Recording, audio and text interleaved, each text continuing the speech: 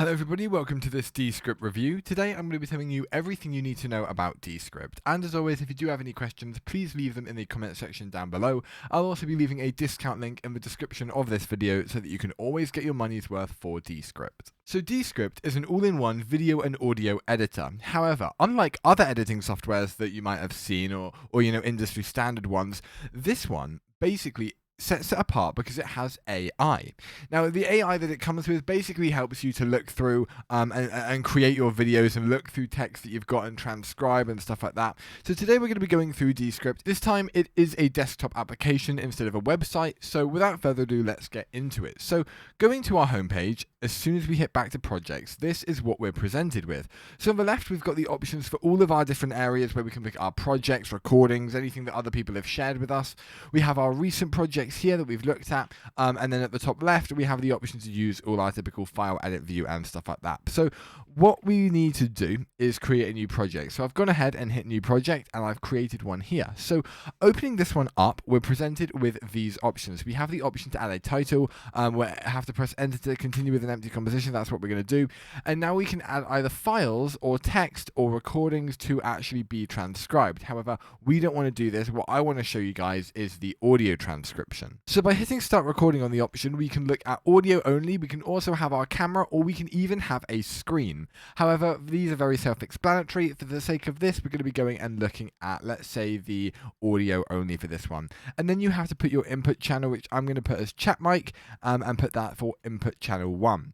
As you can see, the thing will go up when your microphone is working. So if this does not appear to have a small green bar going up and down, depending on the level of your audio, it won't actually be working. So you need to remember that. And then you can hit record to script. So as soon as I hit record to script, it will be listening to what I'm saying, and then this will be audio that we can use in our video. So as you can see, we've got our timeline down the bottom, and once we've finished, we will do about 15 seconds of this, and we can then just hit stop, and that will create an audio on the bottom. And what this will then do in this option here is transcribe that audio that we've just written into a text form that we can then maybe put on the video. So here we are. This is what it looks like. We've got transcription number 1. Now this is if you wanted to just do some audio editing. As you can see, we haven't selected video. We haven't got a video track on our timeline. But as soon as I play this, if I quickly turn on my desktop audio, you will be able to hear what it sounds like. So as soon as I hit record to script, it will be listening to what I'm saying, and then this will be audio. And whilst it's going through, you can see on the script here that it actually is highlighting the word on the script as we're going. So it's really useful to see where you're at. You can click on a particular word. You can also highlight a particular word and it will skip to that word in the actual timeline. Few great features. About 15 seconds of this and we can then just hit stop. So there we are. This is what the transcription feature does. You can obviously do this with ready-made audio files. You don't just have to record straight into the software, but that is an option that you've got, and it's great to know it's there. Now, you are able to add a video on top of this. If you navigate to these 3 buttons, you can go to video settings. Now, originally, none of these are selected, but if you do want an audio and a video together, then what you would do is then select the aspect ratio of which that you want. So it obviously comes with the typical landscape, square, and portrait. However, you can go to custom and you can set the resolution to exactly what you want.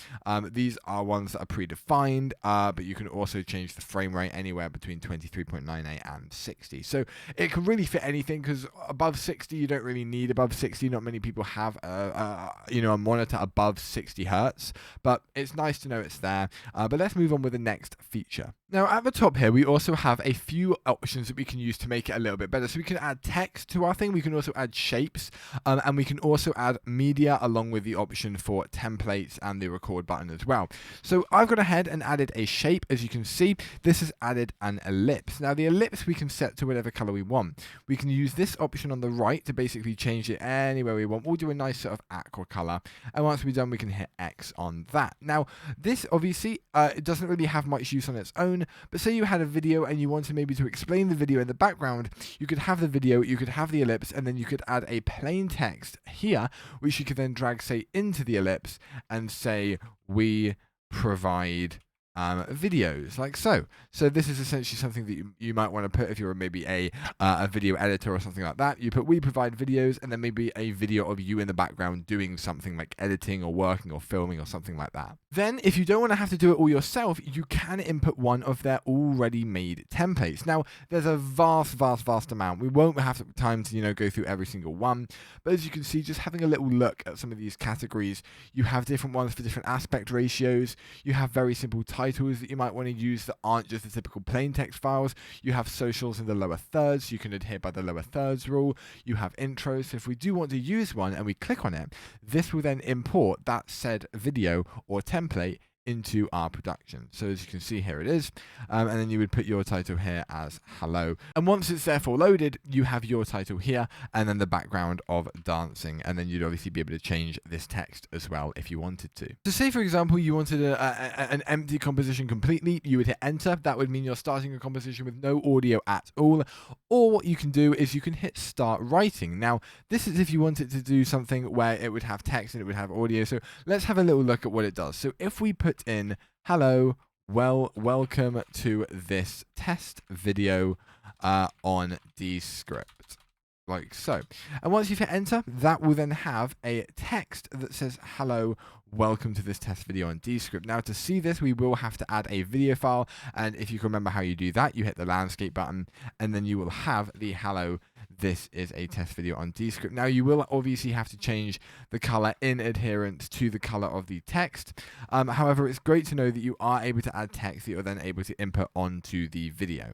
And then if you so wish, you can just go ahead and completely remove all these other features and you are able to start from a template. So by hitting this, you can start from all of the templates that we previously went over and you wouldn't have to do anything more. So if I go ahead and add one of the videos that they've already got, it's going to download media because they have a vast selection. Under media, you have the option to import any videos that they've got, any images, GIFs, stickers, backgrounds, music or sound.